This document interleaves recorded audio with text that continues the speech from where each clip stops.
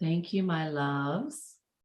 And again, if you feel inspired to ask a question that my guides or grandfather can answer, I would, again, if it's a larger question, not a personal question,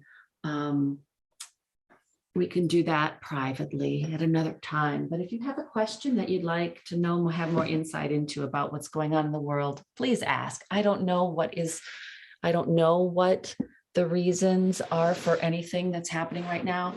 I kind of wanted to offer this space so that I could get some clarity, and that I knew that if somebody asked questions, I would have to move my personality out of the way. So on all that noise out of the way so that I could bring in through a more clear answer. So if Did I anybody, unmute? oh, yes, who is that? Somebody's unmuted. I'm unmuted. I'm unmuted. Okay. So Gail, will you start here? Do you have a question? Yes. How Okay. can we as individuals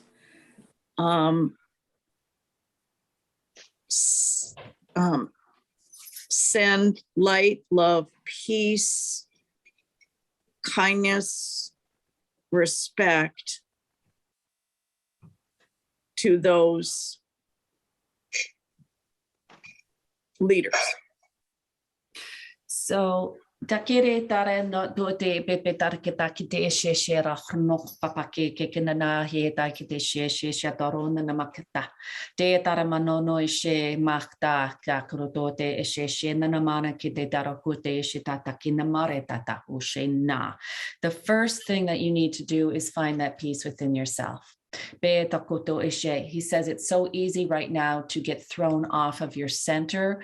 I have to come back to center 100,000 times a day because it's really hard with all the noise. So the first thing is finding that peace within yourself, and then bringing those individuals in with your imagination, with your visualization, and holding them in that peace as well.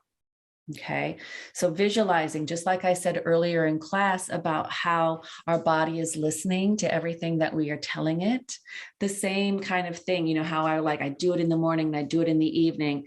I just kind of hold this space of peace. I try to find that peace within myself. And I just have to really pull in. I'm still watching what's happening in the world because I want to know. But I have to separate from the collective feelings that everybody is feeling. I'll be honest, for a week, I thought, oh my God, we are going to war. We are going to war. The United States is going to go to war. And once I realized that what I was picking up was on the collective thoughts of everybody else, I was able to kind of go, okay, so that's everything that I'm reading out there. What am I reading in here? And whenever I come into here, it feels so much quieter. And I'm not feeling that same sense of danger as I was. I don't know what's going to happen, but I'm not feeling war like I did. And so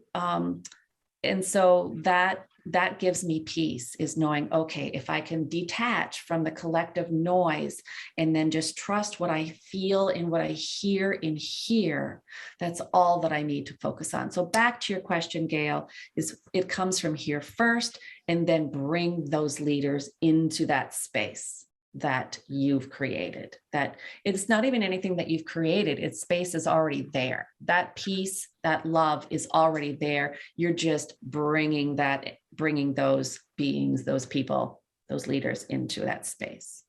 Does that answer your question at all? Yes, thank you. Okay, somebody else had a question?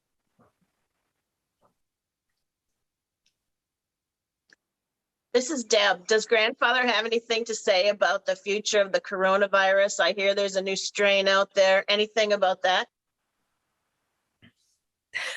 He's laughing. He says, from the very beginning, you have worried far too much about this. He says there's going to be, it's continuing to go like this and like this and like this and like this, but he does not see it going, being super, super dangerous like the beginning was. But it's going to be very similar to what you've been hearing, like the flu. It's going to continue. This is what these viruses do, is they mutate and they evolve. And it's kind of part of this human existence that we live in. And so, but I'm not getting any sense of worry about this virus. Okay, good. Thank you. Yep. Anybody else? Yes, Louise. So Gail asked a question that was very similar to what my question was. And as I listened to the answer, I also got the message that Gail asked about working with getting the leaders. And I get the message that we need to work with our neighbors and our family and people that are close to us with that love and respect, because families are being torn apart. My family is torn apart with people who won't speak to each other because they disagree. And that's, so my question was, how do we engage and promote civil discourse on the very ordinary day-to-day level with everyone and anyone that we encounter? Because if we can't speak civilly with our family and neighbors and friends and colleagues, how should we expect the leaders to do any better? That is a beautiful question. And we are going to take it even further and closer to home. How are we speaking to ourselves? If we are at war with ourselves, how are we not expected to see war within our families, our neighbors, and in the globe? We have to, wow, this is bringing up a lot of emotion in me because, just that reminder, they reminded me again about that word mindful. What is your mind full of, right? What are you filling your mind with? And so it comes from here. Oftentimes we get that external stimulus that helps determine what our thoughts are or helps inform our thinking, but it really all begins in here. So where are we at war and strife within ourselves? And then you have to remember that everything is a mirror for us. Everything, even the weather, is a mirror for us. It was so windy up here yesterday, so windy. I know it was windy all over the place, but my thought was, what is this wind trying to speak to me about my own mind? The wind, air, the air element is the mind. And I'm like, I'm thinking way too much in this wind. This thinking is being reflected in just how it's just whipping around. And so it starts with us. It starts with loving ourselves so much that just glows out of us. It oozes out of every pore, and that the people that we encounter can't help but respond to that love. I hope that's an okay answer for you guys. Anything else? That was a wonderful answer. Thank you. Anybody else have any other questions? Yeah, I do. Can you hear me, Della? Yes, Barb, I can. Okay. You were talking about, just talking about the elements and the wind and everything.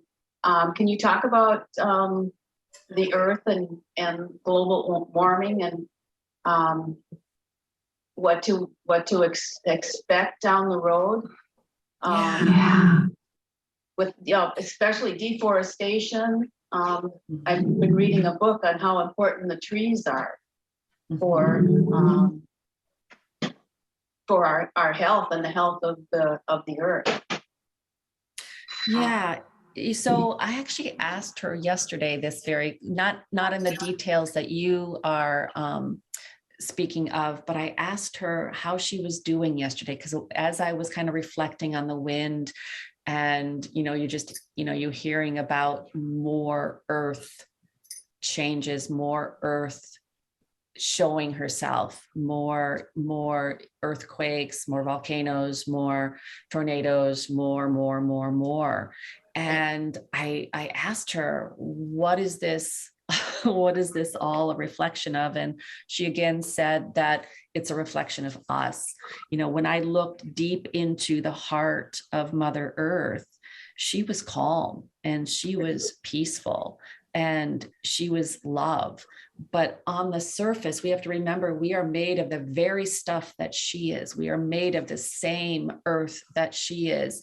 And that, so she is, it's, you know, she's not separate from us. She is us.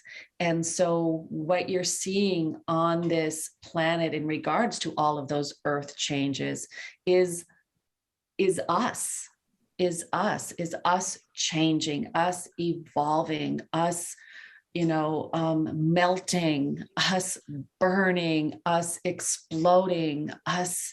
So all of that is, we are so aware right now of the human strife. I have never in my lifetime ever experienced just this discord. And it's being reflected in how she's expressing her surface, but it's not an indicator of what's going on in the very core of her, in the very center of her. She hasn't changed inside.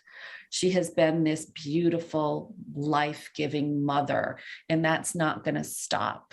I don't ever see the world ending in that way because of earth changes. I just feel like she's evolving like we are evolving. And sometimes, as you can see right now by what's on the planet right now, is that evolution is sometimes messy and challenging and harsh.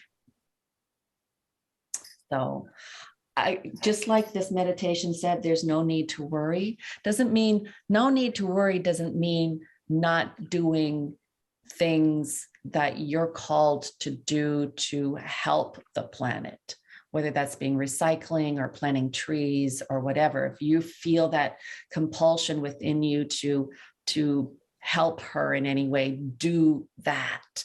But I never get the sense that I have to worry about her, that regardless of whether we're here as a humanity or not, doesn't change who she is as this beautiful, life-giving planet. Okay, anybody else? I That just, is so comforting. can I just remark what you just said, Donna? Yeah, Debbie? When you're talking about you've never been more aware of, you know, the suffering and stuff. And lately I've been thinking, you know, if we had the level of technology today, back during the Spanish Inquisition, Right, during Civil War, during, you know, any time around the globe, this is nothing new. right. Human beings have been hurting each other and killing each other for thousands and thousands of years. It's just technology now makes us aware of it.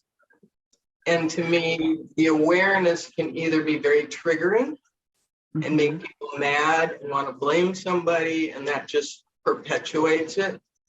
Or it's an opportunity to say, this is what we've always been, and when do we stop?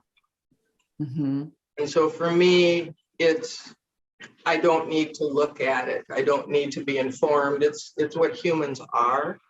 I need to reflect on what's going on inside of me so that I am not triggered to be angry, but that I am motivated to be a peaceful person.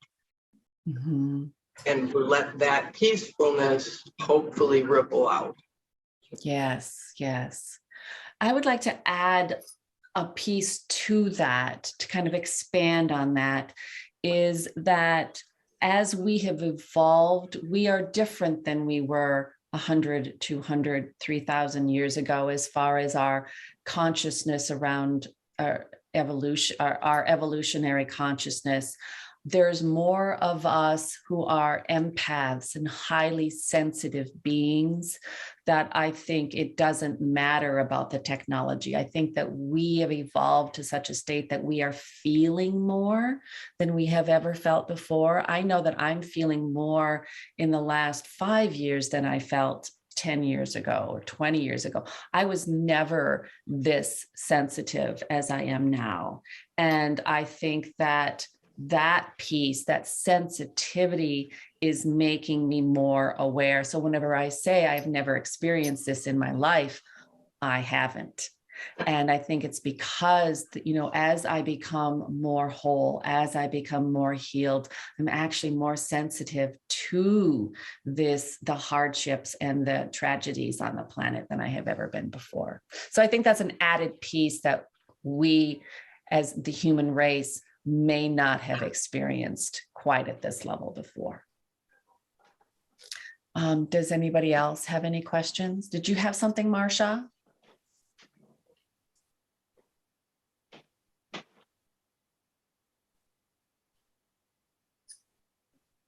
Okay, you're This is frozen. so comforting, Della. Thank you. Good. I'm glad. Like I said, I wanted to create this space. So I did it for me, you know, because I knew I could answer from a place of presence versus from my own, you know, whenever we are trying to get our own, it's hard to get your own information sometimes, right? As those of us who are highly sensitive and intuitive, it's kind of hard to really listen, especially whenever you are so sensitive and hear, all you hear is noise. So I know I always show up for a reading and that I can get out of the way. And so I was like, I'm hoping they ask some questions that I want to know the answers to. So, okay, anybody else? Hey, Della, Deb, Yeah. just one thought, with all of the things going on recently and, in terms of inner reflection, I think what my guides have been telling me, instead of focusing on your anger or your fear, go to that place of positiveness. And whether it's somebody you like or don't like or agree with, if you go to the positive side and say, I pray for the greatest and highest good, that's the best thing that we can always do.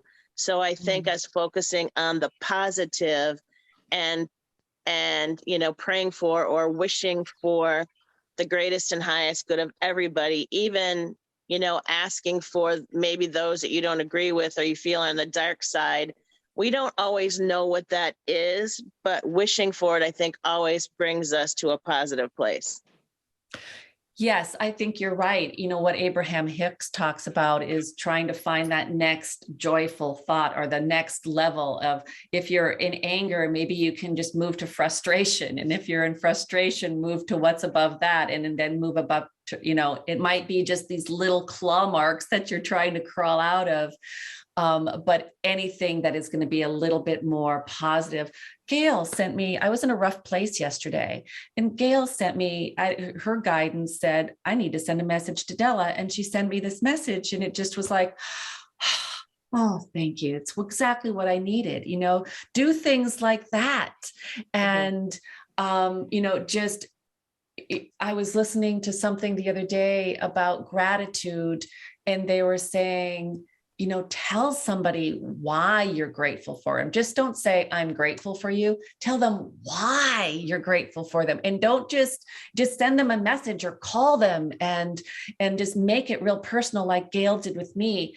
And that's how also we help our planet. That's how we help humanity, is those little gifts that we give to each other just to help lift each other up from day to day to day.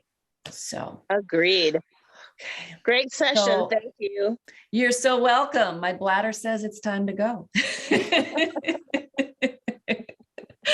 I love you, darlings. Thank you.